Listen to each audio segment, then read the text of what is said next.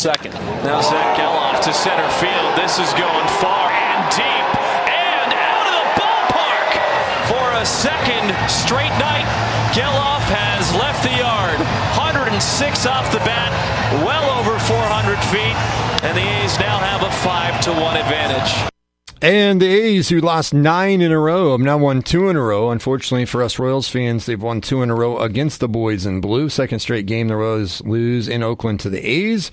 A's 2 in the third against Royals starter Cole Reagans. Had some control issues walking the first 2 batters. Bobby Witt Jr. RBI double got the Royals within 1 at 2-1 in the fifth, but Oakland's pitching with closed door, allowed just 2 hits the rest of the way, and added some insurance in the seventh. And in the eighth, to a 5-1 victory, Reagans took the loss. He's 4-5. He allowed 2 runs on 4 hits and walked 4. Matt Crociera, manager of the Royals, on his starting pitcher. Looked good. Stuff was good. The walks came back to haunt him there in the third inning or whatever that was. That they capitalized on those, and that's all he gave up. I mean, his stuff was really good. Gave us 6 solid innings, 2 runs, gave us a chance to win.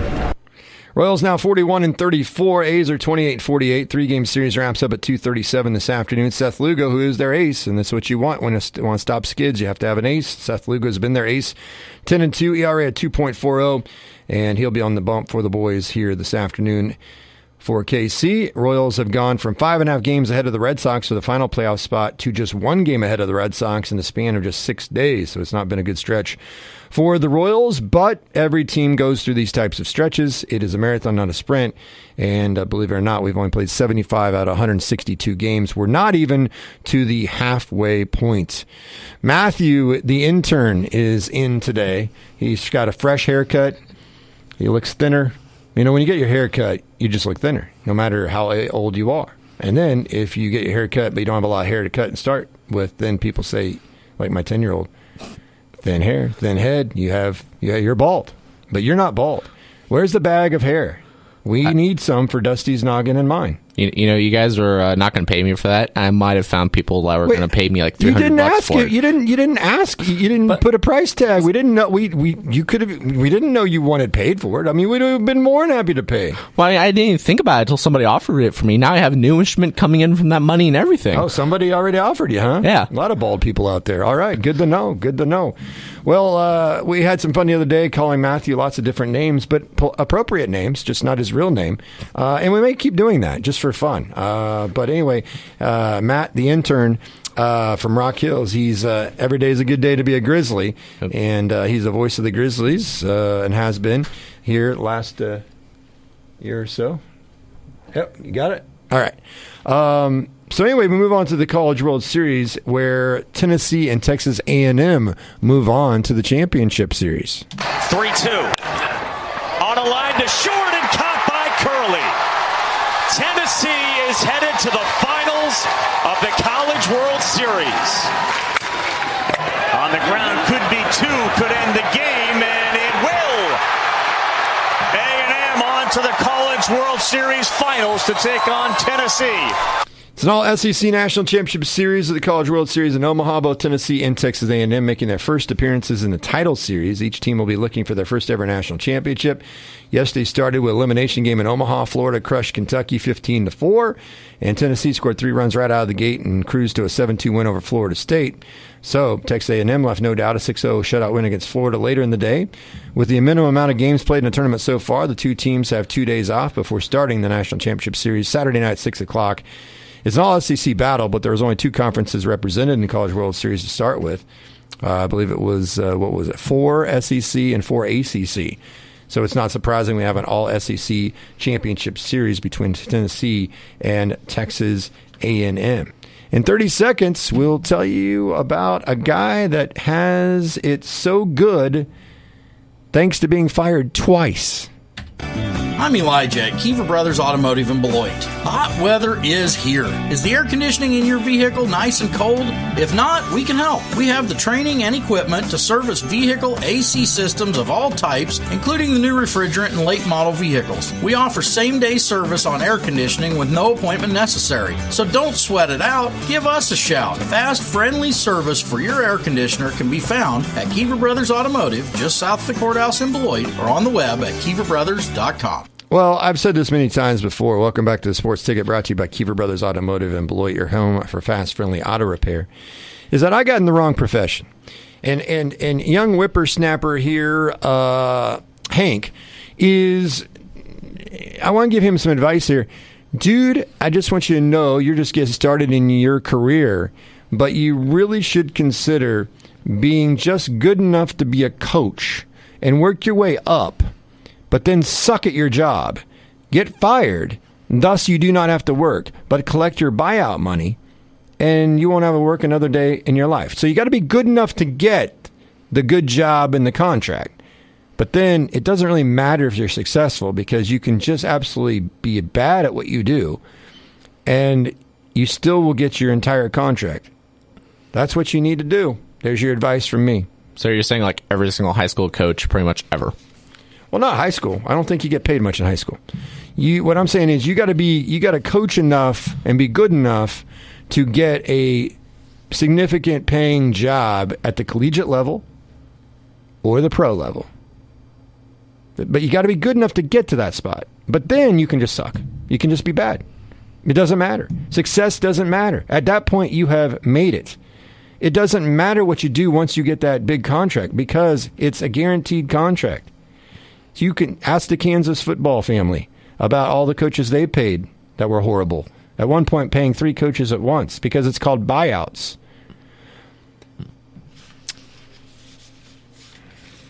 Frank, I'm telling you, this is what you need to do. That's what you need to do. You got to be good enough to be a really good coach. And if you're great and you can do unbelievable things and not be bad at some point in time, that's awesome too, because you'll get more and more money. But if you just get that one big-time job at college or pro, you're set for life, and you can be so bad you can be fired after 1 year on the job. How do I know this, you may ask? Well. The Detroit Pistons have fired their head coach, Monty Williams. Just a year ago, during the offseason, Monty Williams signed a 6-year, $78 million deal after being fired by the Phoenix Suns. However, in his only year with the Pistons had the worst record in NBA at 14-68, and they have now decided after 1 year they're parting with Monty Williams. Detroit will have to pay out the remaining 5 years, $65 million to the guy they just fired. How about this? In May of 2023, Monty Williams was fired by the Phoenix Suns. A couple years prior to that, he led them to the NBA Finals, lost to the Bucks in 6 games. But in May of 2023, Monty Williams was fired by the Phoenix Suns, and guess what? The Suns said, we'll give you $20 million, we'll buy out your contract, we want you to go away, we want to fire you. And Monty Williams said, sure, $20 million check. So then Monty Williams gets his $20 million buyout for being fired, and a month later gets hired by the Detroit Pistons, who say, you are so awesome, even though you got fired, that we're going to give you not 1, not 2, not 3, not 4, not 5, but 6-year deal. Not 10, not 20, not 30, not 40, not 50, not 60, not 70, $78.5 million to coach the Detroit Pistons, which was the largest coaching contract in NBA history at the time. A guy that got fired got the largest coaching contract in NBA history.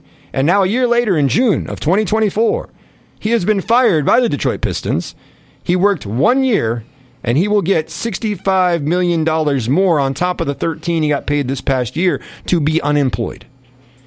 Let me repeat. I chose the wrong profession. Monty Williams, as a head coach, did some good things at Phoenix. Pistons weren't any good, obviously.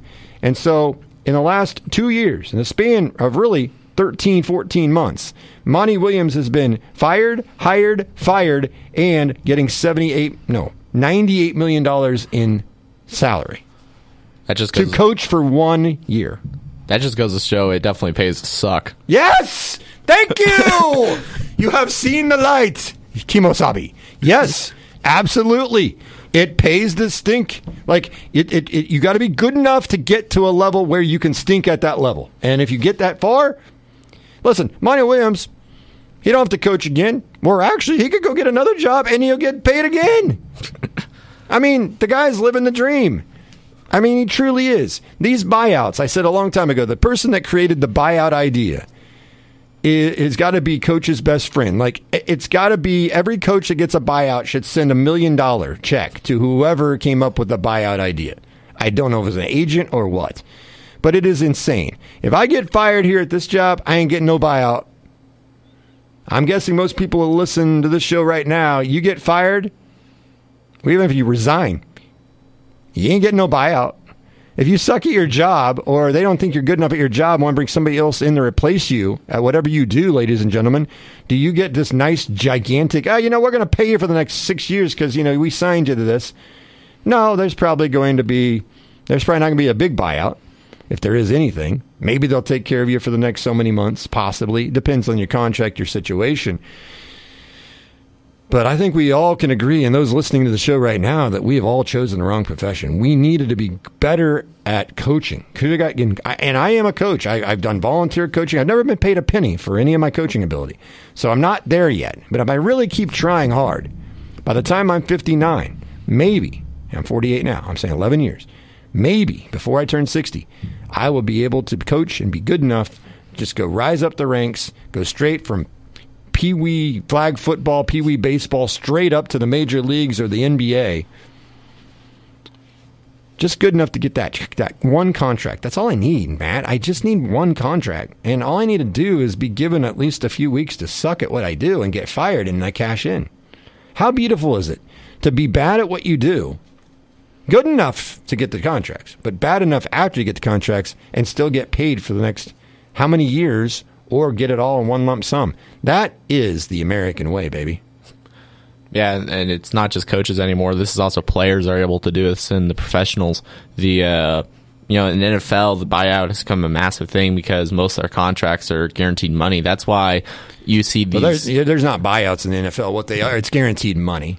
It's guaranteed. It's signing bonuses is what it is. Yeah. Signing bonuses and the guaranteed money. So you're right that they still will get their money if they blow out their leg the next day. Now, I'm sure organizations have insurance against it, probably to help pay for it.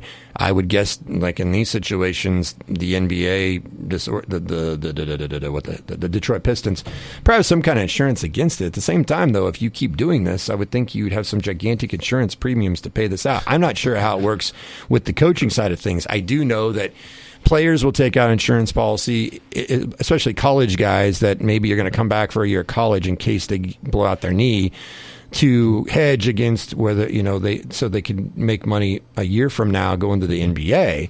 But I mean, when NFL players, this is why they try so hard. Major League Baseball, all contracts are guaranteed, so there are no buyouts. It's just everything's guaranteed. So if Bobby Witt Jr. just signed a big deal, goes out tomorrow and breaks both of his legs, and never the same player, he's still getting his money. It's guaranteed.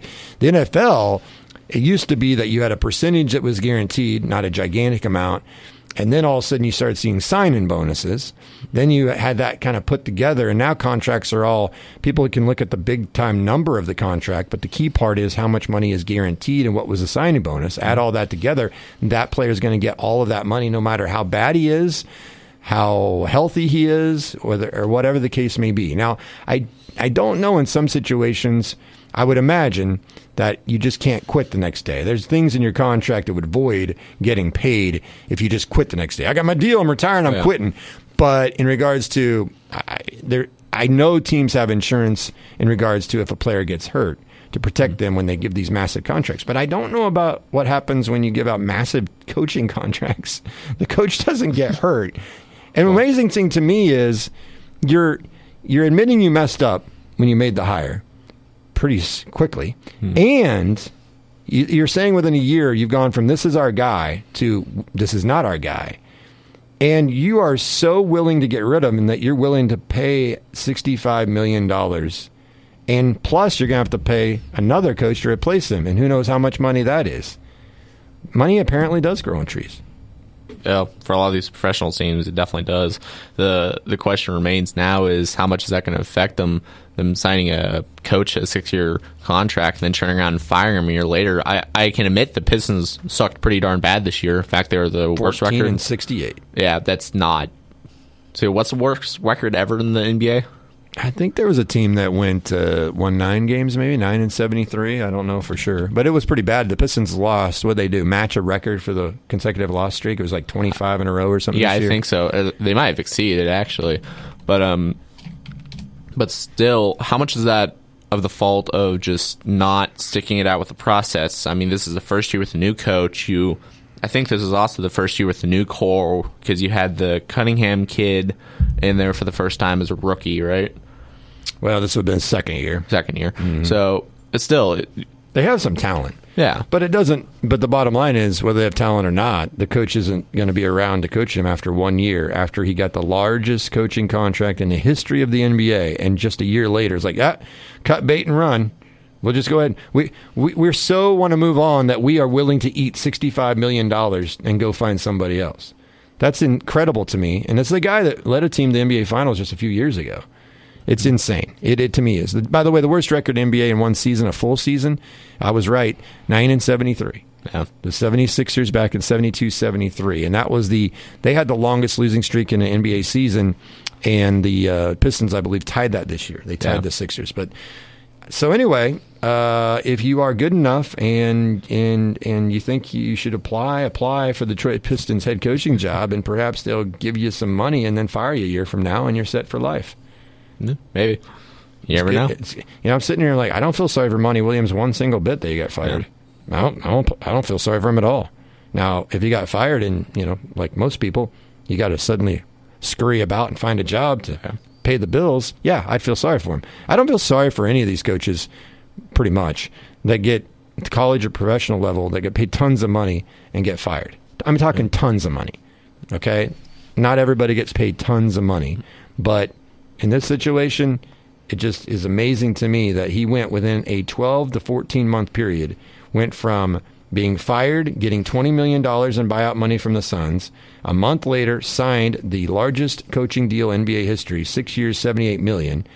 And now a year later, he's fired again. So he's been fired twice in the span of 13 months and has $98 million to show for his failures. That's pretty sweet. On Wednesday, yesterday, NCAA officials presented Division I conference commissioners with at least 2 different models that could expand the NCAA basketball tournament to either 72 or 76 teams. Right now we have 68. We used to have 64. Actually, back in the day, 48, then 64, and then 68. Multiple sources are confirming that they're looking into it.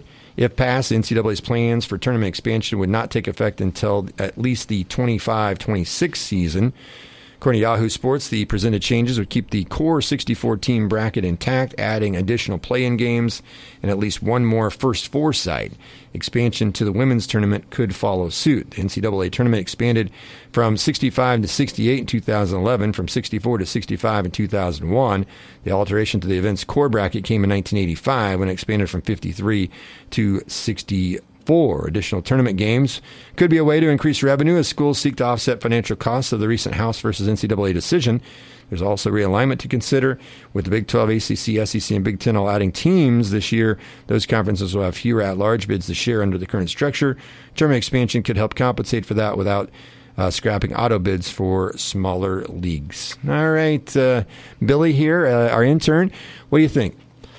You want the NCAA tournament expanded? It's okay as it is? I'd say it's okay as it is.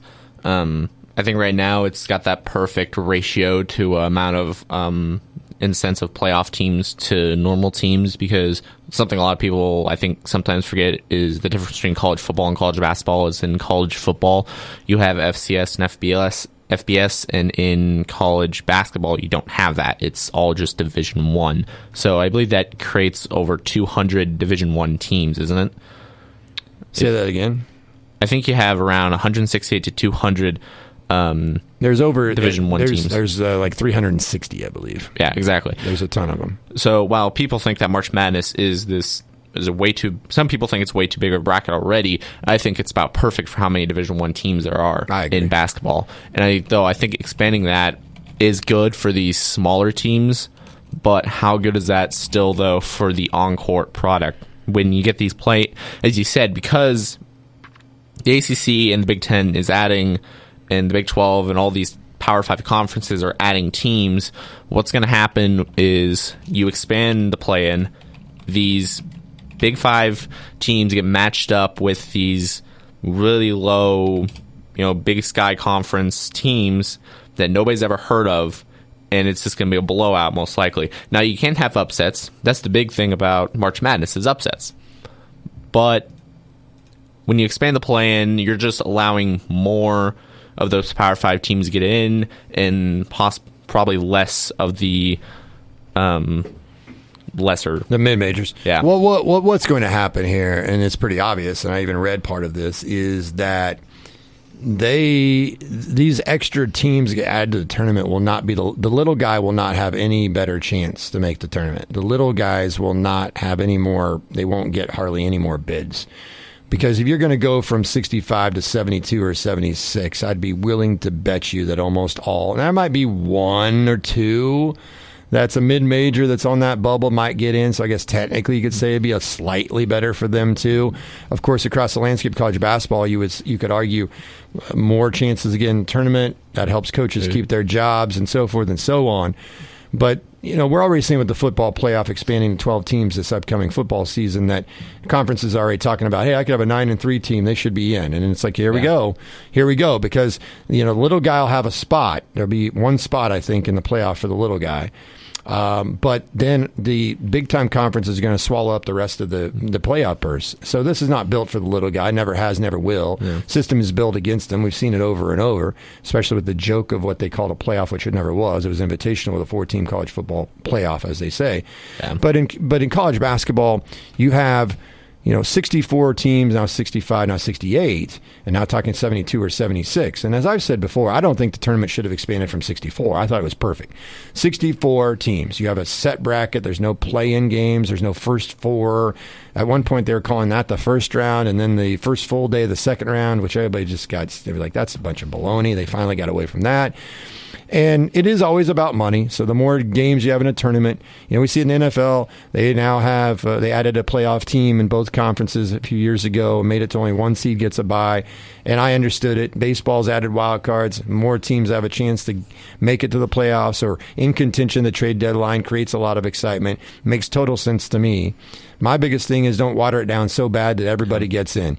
I think you should be no more than the top third of any league should make the playoffs. I don't think 50% of your team should make the playoffs. However, I understand why they do it. Because the NBA, half of their teams make the playoffs. Major League Baseball is not quite there yet, but maybe eventually. The NFL is not quite. It's 14 out of 32. They're close. And I'm okay with what the NFL does. Now, my problem is when you keep expanding and adding more teams to a playoff, what happens? You water it down from the standpoint that now teams that have 500 records or losing records can make it into the playoffs. And so, and that I don't think is good for any sport when you have a team with a losing record making it into the playoffs. We've seen it in National Football League before, and then that team even won the division at 8-9 and hosted a playoff game, which is really a joke. You shouldn't be able to host a play. You shouldn't make the playoffs with a losing record, but you should be able to host. And so when you go to the NCAA tournament, here's what you're going to have. You already have a lot of teams that I don't feel sorry, and Dusty and I talked about this for quite some time on a show one day, and I don't think too many K-State fans were upset about it because I think they expected their men's basketball team after making the Elite Eight to not make it this year with 19 wins. But they lost, 14, 15 games. I don't feel sorry for Jerome Tang and his team not making an NCAA tournament. You didn't do enough. You had 34 opportunities, and you didn't win enough. And you had a strong enough, you were in a big Power 5 conference, and you didn't even have a winning record or a 500 record in your conference. So I don't feel sorry for K-State men's basketball. I don't feel sorry for teams that are from the SEC that are 8 and 11 in conference play, and they're 18 and 15, and they argue about how strong their schedule is, and they should be in over a Appalachian State that's 34 and 2. Yeah. No, I don't. That's not, to me, that's not what it's about. But when you expand the NCAA tournament, you already got teams that are arguing, as I just pointed out, with 18, 19 wins. I mean, you have to get to 20, man. And you should at least be 500 in your conference. I don't care. If you're in a really tough conference, you know what? you chose to be there. You're there. That's how it works. You have the same amount of home games as road games. If you can't win 9 out of 18 or 10 out of 20, you don't deserve to be in the tournament. Sorry. Oh, we have an amazing conference that's way better than everybody else. Well, how do you fully know? Because most of your schedule is in your conference. So when you expand any kind of playoff field, and that's what this is, the NCAA tournament, you're now going to bring in even more teams that are sitting in that. Like right now, we talk about bubble teams, and it used to be that you were 20 wins, you could be on the bubble, but 18 and 19 weren't even considered. Now you got teams sitting there going, we're 18 and 15, and we should be in because of our net rating. Well, what do you think is going to happen when you expand to 72 or 76? Now all of a sudden you're going to bring in, well, we're 17 and 16, but we went 9 and 11 in the SEC. We should be in over Weber State. That's 33 and 3 and played nobody. So it waters it down. Now, if I don't have my phone on me, darn it, but do a calculator. Pull up your calculator there. So in the professional sports, it's close. It's at least 40%, in some cases about 50% of the teams in the league make the playoffs. Okay? In Division I basketball right now, okay, there are 358 teams and there's 68 spots. So find out the percentage here. What's the percentage of 358 teams that make the playoff? And that's what the NCAA tournament is. It's a playoff. About 19%. 19%. Okay.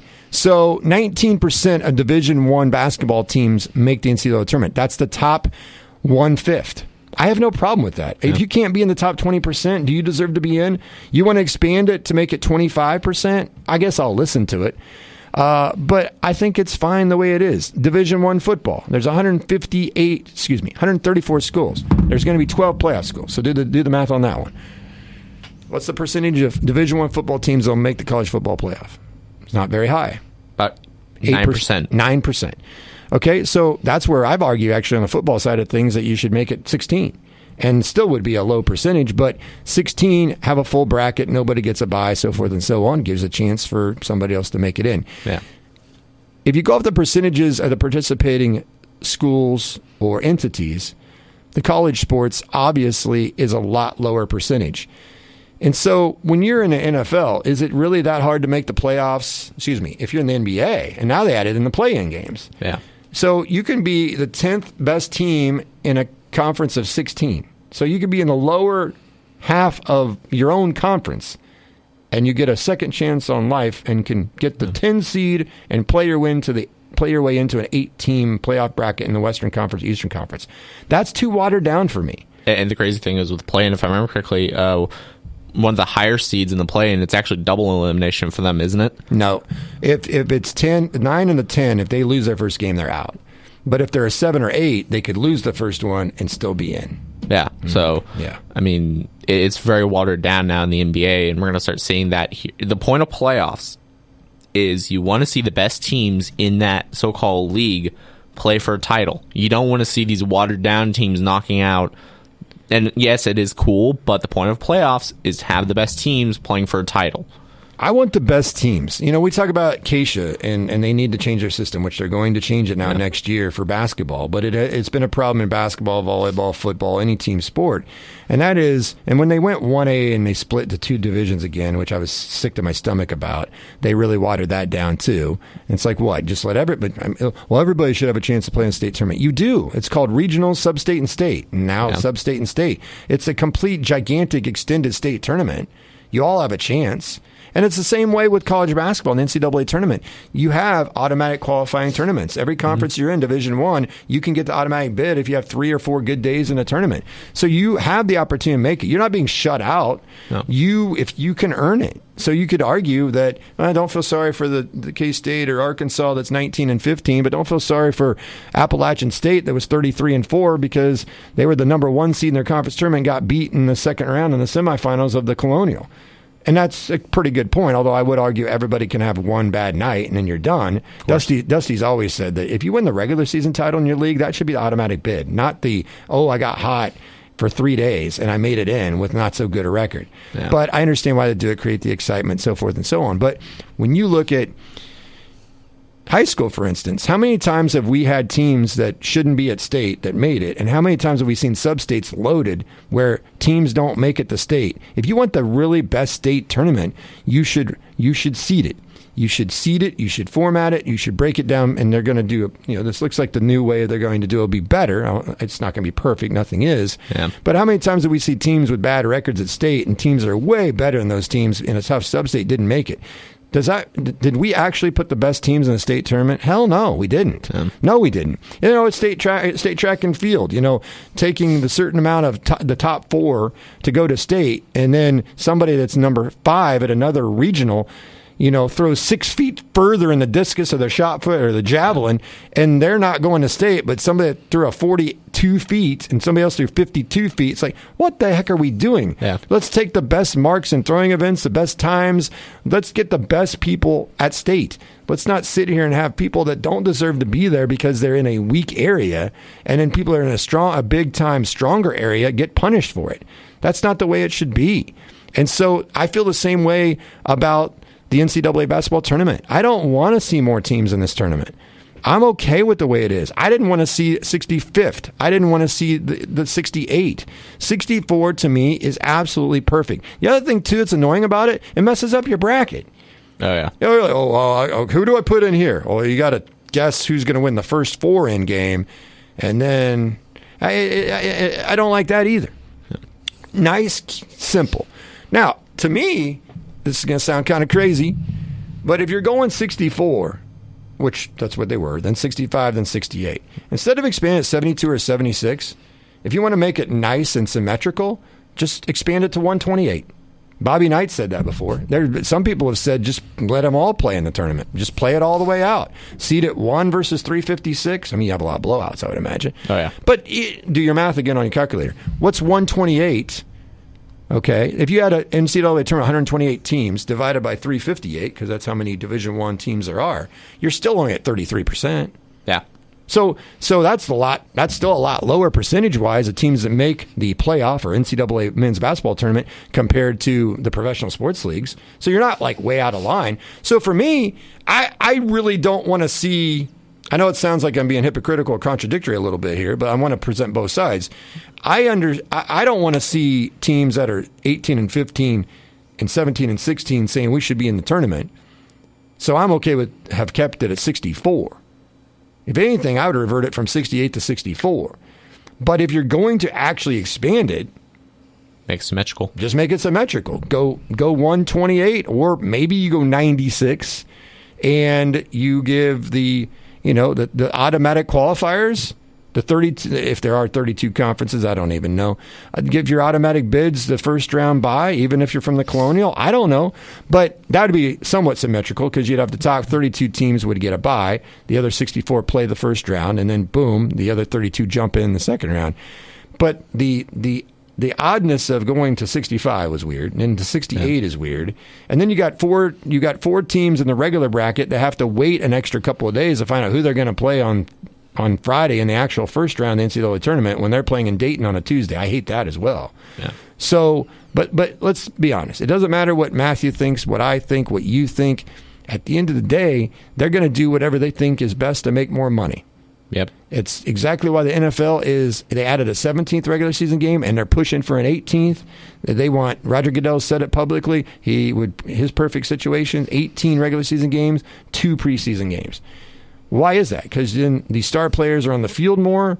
You're going to get more money out of it. Why did you expand and have a 7th team in each conference make the playoffs a couple years ago, expand the playoff field in football? Because more games, more playoff games, and now they're booing them on Christmas Day and on streaming only like the Chiefs, Dolphins, and that's all about money with, what was it, Paramount?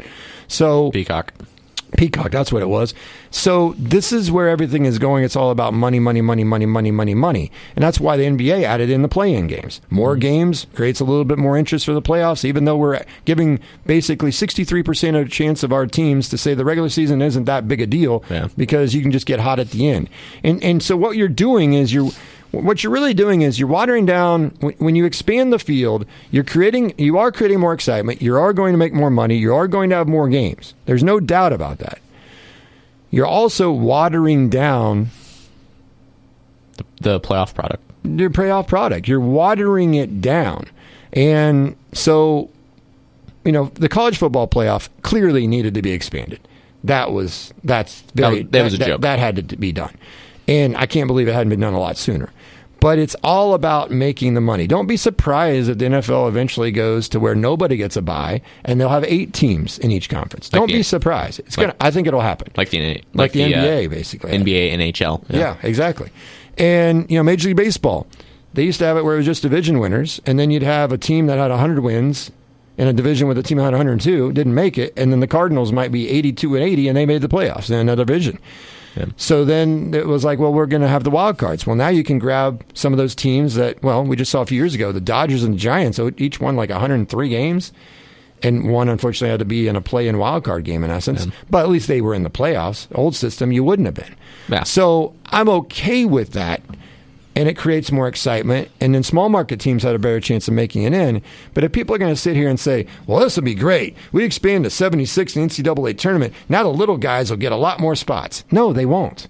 This is going to go to the Georgias, the Alabamas, the K-States, the Oregon States, the Rutgers. It's going to be schools that are average at best, that are on a bubble, that could have easily been not on a bubble had they won a few more games. They're the ones that can get those spots, more than likely. I'll bet you 90% of the time, if not higher, than over the team that's Stephen F. Austin, who went 35-2, but didn't win their conference tournament, thus they don't automatically qualify. Right. Or Holy Cross went 29-5, and they're not in, but we're going to put in Rutgers at 17-16 from the Big Ten. That's where this is going, to expand the tournament. They're going to protect the big conferences. Mm-hmm. And that's why they're talking about it. It's not a big secret. I said it even in the story, word for word, that with these bigger leagues, we need more at-large bids because we have more teams in, and thus they want to do what? They want to expand the field. Once again, it's about the Benjamins. Always is, always has been, and truly will be in the future. Yeah, because how much money did they make on betting just through the March Madness brackets? Oh, God, tons of it. Well, just think of the TV deal that they got right now. It's multi-billion-dollar contract. Now, you suddenly, I don't know when the TV rights deals are negotiated again for the NCAA tournament, and this might be part of the thinking too. Oh, yeah. We're going to build up more inventory. You're going to have more commercial inventory to these networks. We have more games. We might be able to bring in more TV providers and partners or streaming partners. We'll get more money. That's what the NFL's been doing with Amazon and Peacock and everything else. Yep. So, and now they're going to have, and they've done some YouTube TV, I think, too. And that's what NASCAR did, too. Yeah. So, and that's what everybody's going to do. So the more media partners you have and the more people willing to pay you from different directions, like Amazon will pay for a standalone one playoff game on Christmas Day, or is it Netflix that's doing it? I think Netflix is doing that. So this is where it's going. If you add more teams to your playoff field, you add more games. You add more games, then you add perhaps more interest because more teams are having a chance to win a title. Also, what you do is you create more commercial inventory. You have more games on TV. And if you have more games, now you can spread the wealth and get more media partners involved who then pay you a lot of money to then turn around and sell sponsorships. Yep. That's what this is all about. And then it trickles down into, okay, hopefully people will watch this. Will people quit watching NCAA tournament because they think there's too many in it? No, it won't. People will still do it. And I'm not going to pay $5.99 for streaming services. I'm a Chiefs fan, but I'm not going to pay for it. Yeah, probably you will, because you're not going to stop it. You know, eventually you're going to have to pay for it anyway. Yeah. And so all these big time corporations, athletic organizations, they know that if they expand their field, they're going to make more money. They're going to have more partners, and there's more commercial inventory. And it's where it's going to go. That's why I still find it absolutely amazing and befuddling, and I have been perplexed by this for many years, why there was such a fight against having an actual college football playoff. I have never understood it. Well, they hid behind, we want to keep the sanctity of the bowls. I mean, whatever. I guess it was admirable. But you know how much more money would have been made if they would have done this like they should have done at least 10 to 15 years ago and had a 12, 16-team college football playoff format? I mean, it's been done at every other level in college football except D1, which is stupid. Now they're finally going to get to 12 and do it. And I've never understood the fight against it because these guys always want, the school presidents, Athletic directors like more money in their department. The school presidents like it. We can build new facilities or some kind of academic technology department, whatever, big practice facility. I never have understood at all why there's such a fight against it when you can make way more money. And now suddenly in 2024, we're going to finally have it. Every other entity in professional and college sports has a playoff format. College football really, and like I said, a 4-team, that was the invitational. Now we're finally going to get it. So people will still watch even if they think it is watered down a little bit. The sponsors will still pay for it, and everybody's going to make a lot of money. But I personally, I liked it at 64. Yeah. I don't really want to see a lot of changes to it, but I'm not going to cry and stay up tonight thinking and worrying about it because I know it's inevitable and I can't stop it anyway. Yeah. If the NCAA ever really cared about these players or the teams, Florida State would have made the playoffs this year. Absolutely. If they cared, Florida State would have made the playoffs, but no, because they lost one person. Yep. They didn't make it. And they wanted Alabama in. Yeah. And that was about money. They figured there'd be more people watching if Alabama was in because they're the cat's meow. They are the Yankees of college football, and they've earned that. They've earned it. That's true. But that's what it's about. It's all about money. So just remember, we've said this a million times on this show, it's all about the Benjamins, and that's what this is here. Expanding the NCAA tournament field is going to create more games, more commercial inventory, more times for you to watch basketball. College football playoffs going to give you more playoff football games to watch. One of the bad things about this is that it does the NCAA basketball tournament, the regular season still has some significant meaning. I think more so there than in many situations. People that are against the college football playoff have said the regular season will be watered down because you can lose 2. If you're Alabama, you can lose 3 and still make the college football playoff. I do understand that. I do get that. And there's probably a fine line between where you draw the line when it comes to all that. But usually when you expand, you do create more interest. There are more teams still alive to win a championship. It's been great for baseball. You know, the Royals this year, what are we talking about? The Royals are 5-6 games out of first. They may not win the division. And if you're at the trade deadline and the Royals are 12 games out of first and there's no wild card, there's no incentive to go buy at the trade deadline. But if you're 2 games out of the wild card, all of a sudden, Kansas City Royals fans are like, oh, my God, we can make the playoffs, and then we can get hot because we've seen a lot of wild card teams win a World Series and a lot of division winners that win 100 games lose in the first round. See, the Dodgers and the Braves have done it a lot. So you just say to yourself, get in and see what happens. And so if you have more teams and more fan bases, communities that are still in it, even if it's a wild card or a play-in game in NBA, that you're saying, the old line from Dumb and Dumber, so you're saying there's a chance.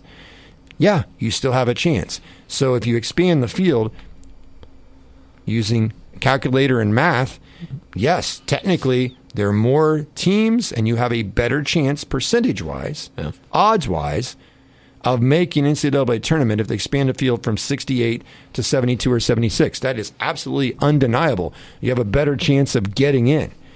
The question I have is, do you really have a better chance to get in if you're the little guy? I don't think that part changes. So it is what it is. I guess I'm becoming an old fuddy-duddy.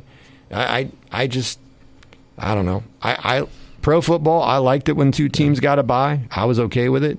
I'm okay if they go to 8 in each conference and then nobody gets a bye. I don't have a big problem with the NFL and what they've done. Major League Baseball, one of the few times I thought they've done something right over the years was adding the wild cards. I think that's been great for baseball. College football's fought it. Now I think it'll be great for college football eventually with all the teams that get in. The NCAA tournament, though, has been that unbelievable, unique animal where it's just symmetrical, 1 versus 16, 64 teams, and now your bracket's way more confusing, especially for the layperson, because what's great about the brackets is anybody that does, even if you don't know anything about basketball, will fill a bracket out. Now you're like, well, who do I put in this? There's nobody next to Florida.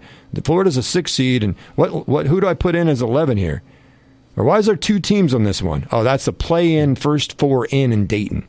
Now you're going to have more of those to put on the bracket. But not that anybody cares about that in regards to the people trying to make money. They're thinking more teams in, more interest, more games, more people watching, more money, money, money. And if you add more teams, it makes it harder for a person to make money on that bracket. So that's more money into the NCAA's pocket. So, well, and also people have talked about how this can help save some coaches' jobs too, because if you can say you made the tournament, it's harder to get fired than, I was a bubble team and we didn't make it, so I'm fired. That's not true, because most schools don't care about if you make it. They just care if you win a championship or not. Well, that's not true. Fran Fraschilla, who covers college basketball many times, he's talked about how, unfortunately, if a guy has been in a school for 3 years, okay, and he's worked his way up from started at 10-22, and then they go 14-18, and then they go 18-14. He's showing strides, or he goes 21-9. But they're left outside, just off the bubble. They're not picked, okay? What happens is schools want the exposure of being in the tournament. Even if it's a first four in game in Dayton, Ohio, there's a ton of exposure. And so the university presidents in these schools are not as patient as they once were. So if you're showing improvement in 2 or 3 years as a coach, but you don't have an NCAA tournament appearance to put on your resume, or to have that experience for a team to make it into the tournament, have a chance like St. Peter's to knock off of Kentucky, guess what they have been doing? They fire the coach because they want to get there sooner. And so what happens is coaches, Fran Fraschilla talk about this. There are coaches, some really good coaches that back used to be, you're given a little bit more time. Now even at some of the lower level institutions, because you're right, the bigger institutions, they're going to fire. Look at John Calipari. He basically kind of got forced out, and he's been a hell of a coach, and he's won a championship. But eventually, it's like, that's not good enough to win the SEC. It's not good enough to make the Elite Eight. You got to win it. That's for the big-time programs, the Power 5 schools. But these lower mid-majors or some other of these schools, like, man, we've never been to NCAA tournament, and this coach did a good job in his 3 years, but we're still not in it. Maybe it's time to get somebody that can get us over the hump, because what do we say with teams that make the Elite Eight but can't win a championship? Well, we got to get the coach in that can get us over the hump to win it all, right? We said that with Mahomes the other day. I got to get the right quarterback to get the Chiefs over the hump because Alex Smith's taken them so far. Well, same thing applies here when you're talking about collegiate sports at a lower level. Well, we need someone to get us over the hump to make the tournament. And so Fran Fraschilla has said that adding teams to the tournament actually will help some coaches keep their job, because they can say, I made the tournament, or you get, and there are proceeds that you get as a university for making the NCAA tournament. So that helps you as well. And so I agree with you. You're thinking at the bigger level. The bigger level, there is impatience because they invest a lot of money. They spend a lot of money on these coaches. And then if they don't win at all, or they should be in the Final Four, then they're like, we got to get the guy to get us over the hump. And at the lower level, it's a similar situation, but just at a different way of thinking. And that is, I just got to get over the hump to get in the tournament. This guy's been here 3 years. He's made some strides, but I don't think he's got us where we're going to get in the tournament next year. We got to make a change to give us that final push across the finish line. Instead of winning a title for the big boys, we're just wanting to get into the tournament, get exposure. Yeah. And as we've seen, when a small school gets in and pulls off one upset or a couple, they can get hot. Their enrollment goes sky high. Like enrollment goes up big time. Like St. Peter's, they talked about that a few years ago. We've seen VCU. First four to the Final Four. These smaller schools, if they can get in with the automatic bid and then somehow win a game or knock off a big team. Who was the team that knocked off Kentucky this year in the first round? Was that Murray State? Who was it? Moorhead. No, it wasn't Moorhead. Who the heck did Kentucky lose to this year? I can't think of it. I know it was... Who'd they lose to? Pretty obscure school, it was. if I remember correctly. Yeah, goodness gracious, I'm going blank here. Darn it. Let me see here. Well, wasn't it with that team that had that, like... Oh, that it wasn't Oral Roberts. What was it? Oral? No, it wasn't Oral Roberts. What was it? Oakland. That's it. There it is. Oakland. Yep. They're from the conference that I don't know if they're still in the conference where UMKC played at one point in time. The Summit League, I think it was. Yep. Oakland. Okay. Does anybody there? How many people knew where Oakland University was? I didn't know there. People thought they're in California. It was Michigan. Nobody knew anything about the University of Oakland because they thought it was in California, which would be your first guess. Oh, yeah. They're from Michigan. But many people across the country knew nothing about that, but then learned they were from Michigan. How? Just because they got the tournament and then beat Kentucky. And a guy hit like 10 threes against him, and he's like Joe Schmo. And all of a sudden there's interest in, wow, I didn't know I thought it was just Michigan State and Michigan. Oh, there's a university called Oakland University in Michigan. Hey, that seems like a smaller school. Maybe I want to get some pamphlets and information so I can maybe it seems like a cool school. They seem to be pretty excited. Maybe, just maybe, I'll go to that school. Mm-hmm. And it has been proven in NCAA tournament when teams, and there's always a Cinderella every year, when they make a run, enrollment goes up. Interest in their school goes up. That's worth a lot of money. Yeah. So you see why sometimes they're like, we're going to push this guy out, even though he's done a good job at our university for 3 years. He's trending in the right direction, but we can't wait any longer because we want to cash in. Now you expand the tournament to 72 or 76. More of those universities and coaches are going to cash in. Unless all of these extra spots don't go to any of these guys, which I still think most will not. But if a couple do, that's a couple coaches. And even the big boys, I'm not talking the blue bloods, but let's say Georgia, okay? Georgia Tech, ACC teams, Power 5 teams, whatever. They haven't been in a tournament for a long time, but then they get in thanks to this field being expanded. That helps that coach keep his job because he can say, well, we made the tournament. We made the big dance. We were one of the only 72 that made it. That should be worth something. And that helps you in a bargaining situation. So it would help coaches when they're trying to keep their jobs. Instead of being on the outside looking in, you now expand the field. Now I got a better chance of being in. And that's what Fran Frangilla's talked about. And I think it's a good point. I don't know how many coaches it affects, but it definitely would affect some coaches. All right, and the last thing here that we'll talk about on the sports ticket before we let everybody go. With every new quarterback contract in the NFL, more eyebrows are raised at the inevitability, there we go, of record-setting dollar amounts at the quarterback position, with even inconsistent and relatively unproven signal callers commanding historic hauls. Trevor Lawrence just got a 5-year, $275 million deal. We know Mahomes is a $500 million man. The league is aware of the situation, and according to NFL media, there are some team owners privately discussing the possibility of a separate cap on quarterback salaries.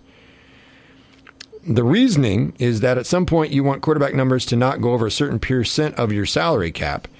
For instance, the Bengals' Joe Burrow earns an NFL leading average $55 million per year on the contract extension he signed last year, which means his deal alone is projected to account for nearly an average of 25% of the Bengals' entire salary cap per year, leaving just 75% for the other 59 or they have on the 60-man roster or 52 on the 53-man roster. So, adopting an NBA model might be one way to better regulate the percentages. The NBA currently has max and supermax restrictions for free agent long-term contracts, limiting the number of players teams can sign to a certain dollar amount, while capping the percentage of the salary cap for which maximum deals account. The idea really hasn't gained traction among NFL owners. However, because in part, many teams have already paid their quarterbacks. So it's like, why are we going to do this suddenly now? But it's an escalating market, and Trevor Lawrence hasn't won anything but one playoff game. He's getting a ton of money. Justin Herbert's got he's got his deal. I believe he got that not too long ago. He's never won a playoff game. And Patrick Mahomes now is the 6th highest paid quarterback in the National Football League, and he's by far the best. And you consider, what do you mean by far the best? Lamar Jackson's good, and this guy's good, and Joe Burrow's good. I'm going to grade the best rings. I'm going to start with rings.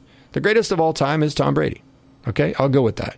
Now, I will say if Mahomes gets to 5 or 6, but we can start you could start saying he's the greatest, even though he didn't have as many rings. That's the argument with LeBron versus Michael Jordan, obviously.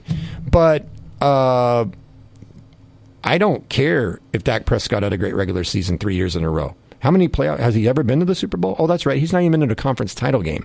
Don't do these dumb comparisons. ESPN threw it out the other day just to get people riled up, and Chiefs fans bit. They took the bait, and that was Dak Prescott. People don't realize, but Dak Prescott's actually been better than Patrick Mahomes the last 3 seasons. Do you count when it really matters, called playoffs? Have you ever heard of the Super Bowl? Yeah, the Lombardi Trophy. Yeah, how many does Dak have? Oh, that's right. 0. He needs to call Patrick and have him send a screenshot. So that numbers can be skewed in various ways. But Patrick Mahomes right now, I read this the other day, is the sixth on average per year now of a contract. He's the sixth highest paid quarterback. And he got a bump up recently, the Chiefs. And so Mahomes isn't making a big stink about it because, one, he wants to keep winning. Yeah. Two, he's not going to take – all these people say, well, we should take this big discount and then the Chiefs can really kick butt. I'm like, well, they're kicking butt without him taking a discount. Well, he might take a little bit of a discount, but he's not going to take a drastic discount because then he's hurting all of his comrades that are quarterbacks in this league and hurting their earning power. And that's the last thing you want to do is hurt the earning power of people that do the same thing that you do. The more money you all make, the better off you are, whether it's all quarterbacks, whether you're all financial advisors, bank tellers, whatever the case may be.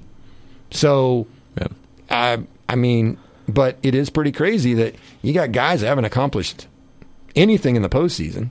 That are getting paid more than Patrick Mahomes.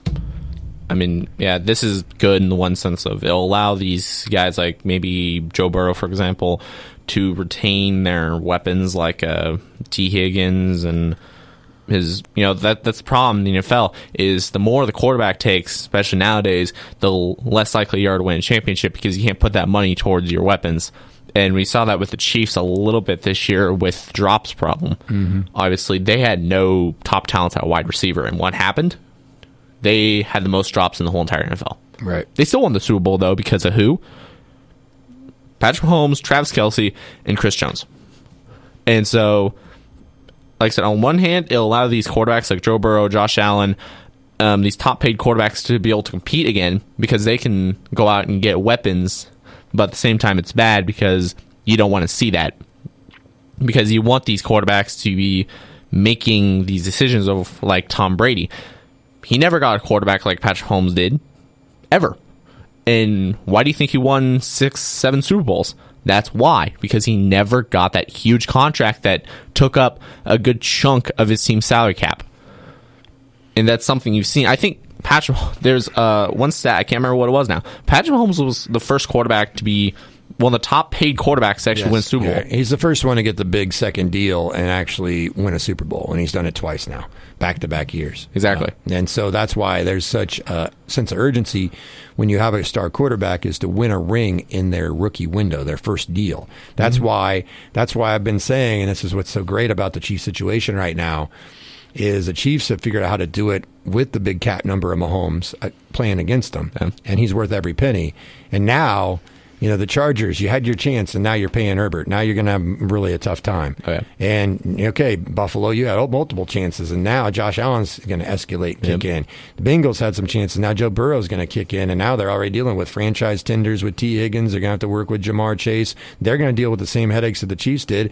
And I still say to this day, and I said it as soon as it happened, I was in the minority at the time. People eventually came around to see where I was thinking, and I definitely was proven to be correct in my thinking right away, because sometimes you got to think big instead of think immediate. And that was when people are saying the Chiefs Super Bowl window was closing because they traded Tyreek Hill. I said absolutely it's the opposite.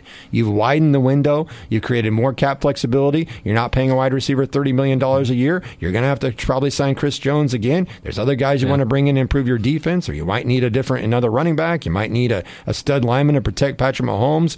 You might need money to bring in a serviceable backup quarterback. Who knows what you need?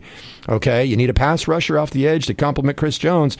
You won't have that flexibility if you're paying Mahomes a ton of money, you pay Kelce good money, Chris Jones good money, and Tyreek Hill's getting $30 million a year. Yeah.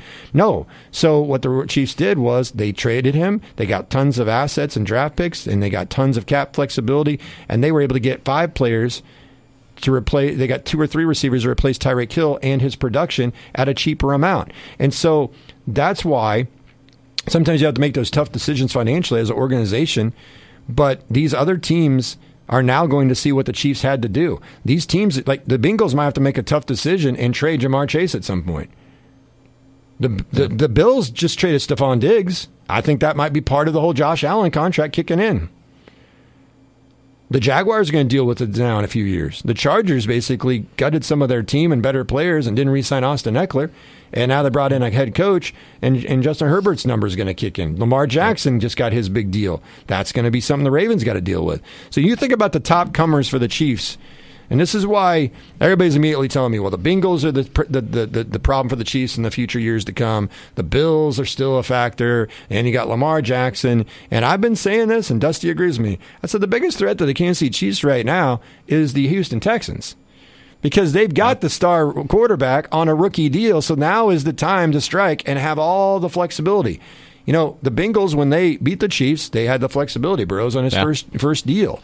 You know, the Bills, who should have beat the Chiefs until 13 seconds in that one game at Arrowhead, that was the time for them to strike that. And then last year, I think, was their last shot in regards to the window. Unless they handle it really well with this bigger contract with Allen kicking in, like the Chiefs had done with Mahomes. But when you pay so much for a quarterback, and you should take care of the quarterback, especially if he's good, you then have to deal with the repercussions of, we got to cut in other areas. We're not going to be great in every single area. We're going to try to, hopefully, you know, our secondary might not be great, but we've got a really good pass rush and outstanding offense. Or, you know what, we got a great quarterback and a great defensive lineman and a good tight end, but we don't have the greatest offensive line. Or we don't pay a lot of running backs a lot of money. You've got to skimp in certain areas because you can't pay everybody the max amount of money that you would like to because of the salary cap and how much money your quarterback is eating.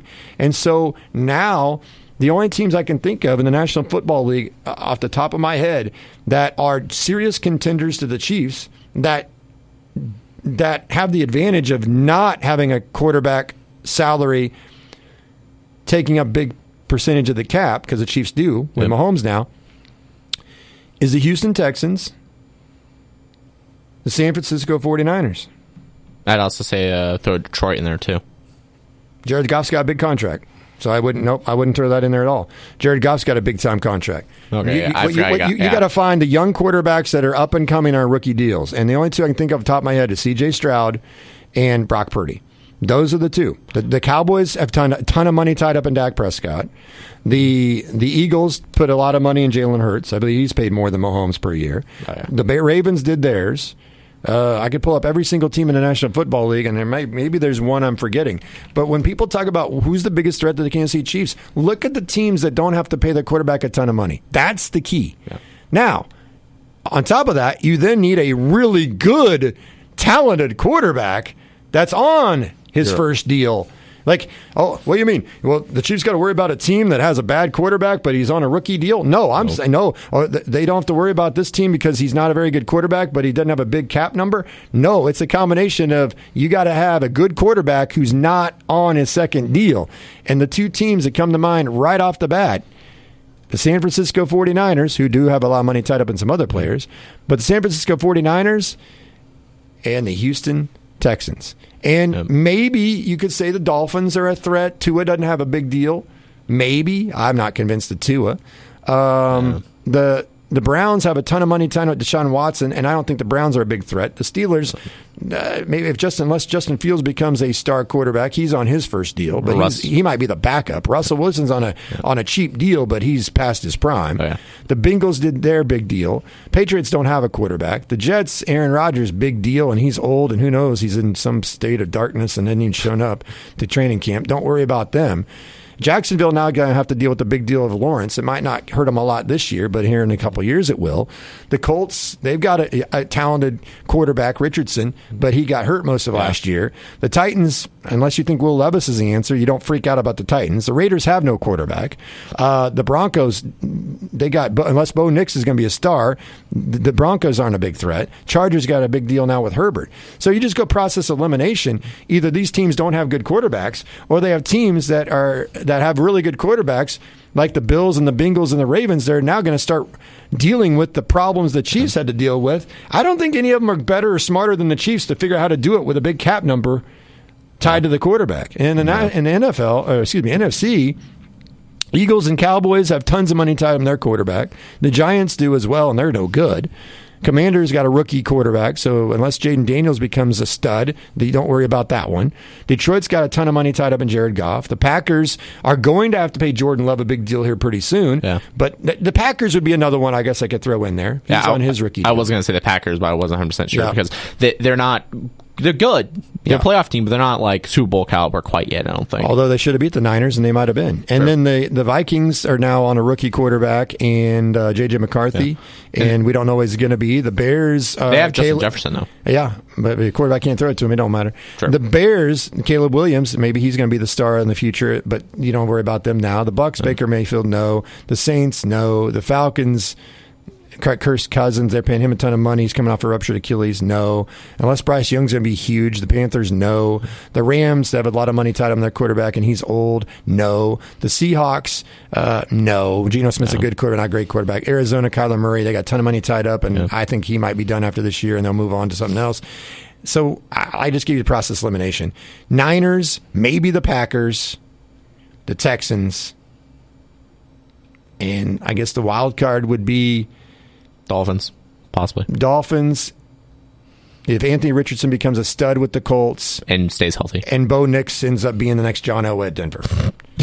Right, I did the same thing. I think Bo Nix is a good quarterback. I like him. I think Denver did better than some people think, but I don't sit here and tell you that he's going to be a Hall of Fame quarterback. And in my opinion, in order to beat Mahomes in his prime and the Chiefs, you're going to need a guy that eventually has a bust in Canton, Ohio. And I think C.J. Stroud could very well do that. Yeah. And we've seen the Chiefs beat the Niners with decent quarterbacks, but not star quarterbacks. They beat Brock Purdy. They beat Jimmy Garoppolo. And both played good in the Super Bowl, and Purdy played very well in the Super Bowl last year, and the Chiefs still won. So why can't the Chiefs three-peat? There's a good argument. The Chiefs can keep winning titles, not every single year, but they're definitely going to be there every single year as long as Mahomes is healthy, because the Chiefs know how to navigate where these other teams are now just dipping their toe in the pool to have to deal with it, like the Bills and the Bengals and the Ravens. And that's the top three teams people immediately think are the biggest threats to the Chiefs. The thing is, those three had an advantage the last couple of years against the Chiefs and still couldn't beat them. Yeah. Now they're going to be more of an equal playing field because they're going to have to deal with the same cap issues because of their big deals with their quarterback. And the Chiefs have already been through it, done that, said, no big deal, we'll just go back to back. Oh, yeah. Man, I'm feeling even better about a three-peat now. Look at this. That's good stuff. So you're telling me that Aiden O'Connell and Gardner Minshew is not a viable quarterback room? Viable if you want to suck, yeah. Absolutely. Yeah, no, if you want to go 8-9, 9-8, sure. And that's probably your ceiling. Yeah, people are like, the Raiders are going to be really good and improve this year. Why? No, they don't have a quarterback. I mean, if Gardner Minshew is so damn good, why has he bounced from team to team in the last 5 years? I mean, he's decent, but come on, people. You went from Derek Carr to Jimmy Garoppolo to Aaron O'Connell to Gardner Minshew. What is that? What is that string of quarterbacks there? I wasn't aware the Raiders turned into the Browns. And then you got the Browns. Great team that tied up a whole bunch of money in a quarterback that gets hurt or can't stay out of trouble with massage therapists. I'm telling you, the Chiefs are living in a great time to be so good because the Ravens can't win in the big game of Lamar. The Browns got who knows what the hell they were doing. Steelers have got Russell Wilson who's like 1,000 years old and not that great anymore. The Bengals have a whole bunch of money tied up in Burrow. The Patriots, I don't know who their quarterback's going to be. I guess Drake May. Probably. The Jets, we don't know what the heck's going on with Aaron Rodgers. I don't know if he wants to play. Tua's one more concussion away from being done.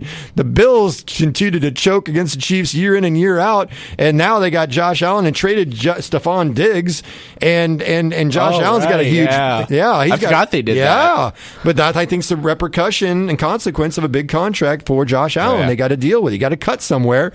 And so the Jaguars and the Texans, quite frankly, are probably the two biggest threats to the Chiefs. And the Jaguars started out great last year, fell apart. But are we sitting here worried about Trevor Lawrence? No. C.J. Stroud? Maybe. And NFC, Jordan Love, are we scared of him? No, although the Packers beat the Chiefs last year in Green Bay. But the Packers are a young team, and then the Niners are really good. But you just go through this whole list, and it's a process of elimination, and you're sitting here going, the Chiefs have been winning despite being at a disadvantage. Yeah. Now are going to be on a more equal playing field except for maybe a couple of teams. If that's all we got to do is get past the Texans and the Jaguars, I like our chances. Well, you know what? I'm going to call my first shot here. All right. And I want you to save this tape when it comes January. The AFC Championship will be the Texans, and it'll be the Chiefs. Oh, I've said that in already. Arrowhead. I've said that. Okay, Arrowhead, that could be. I've already said the Texans are the biggest threat, so that's what I would go with. The Texans and Chiefs. I think they'd meet in the playoffs for sure, and they could very well meet in the AFC title game. So I am totally on board with that prediction. I think that's a solid prediction. Now watch, C.J. Stroud will go regress horribly, and that makes it even better for the Chiefs. Or somebody will get hurt. I think the Chiefs have a much better chance of a three-peat than people believe. Yeah. I think there are a lot of people like, well, they'll have averages. It's not going to happen. They're pushing their luck, and Kelsey's getting older. And I mean, listen, they got Hollywood Brown on a cheap deal. They addressed the wide receiver room. They got Xavier Worthy. Every year they have a weakness. They really throw stuff at it like they did the offensive line. They've done the defense. I think the Chiefs are only getting stronger. Yeah. The only thing to me that derails the Chiefs is two things: lack of motivation, which with Mahomes and Reed and Kelsey, I don't think that's a problem. Hunger. But the biggest issue for the Chiefs, and I don't think there's anybody in the NFL that's going to stop them from three-peating except one thing, and that is themselves/injuries. Yep. You're absolutely right. Shoot themselves in the foot, but injuries. If they have major injuries, and they've been very fortunate this run of Mahomes, he dodged a few serious ones. Kelsey's dodged one last year. They've dodged some bullets. A lot of averages say they're going to eventually have a big-time injury. Yeah. And that could very well happen. But if they stay away from a major significant injury, the only buddy that's going to keep the Chiefs from three-peating are the Kansas City Chiefs themselves. I agree with you. Yeah. Great job, Frank. Way to go, man. I love it. Harry, not Harry as much as he was after he got his haircut. See you tomorrow. State, regional, and national sports talk on your schedule. The Sports Ticket Podcast. Subscribe via Apple, Google, and TuneIn Podcasts or sunflowerstateradio.com.